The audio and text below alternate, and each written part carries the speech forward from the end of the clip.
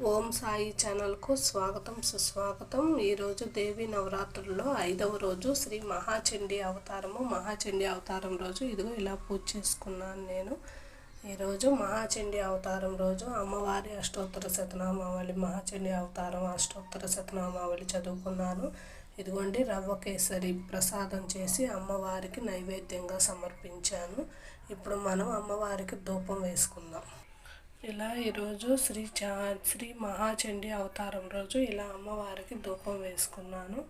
ధూపం సమర్పించి అమ్మవారికి రవ్వ కేసరి నైవేద్యంగా సమర్పించాను. ఈరోజు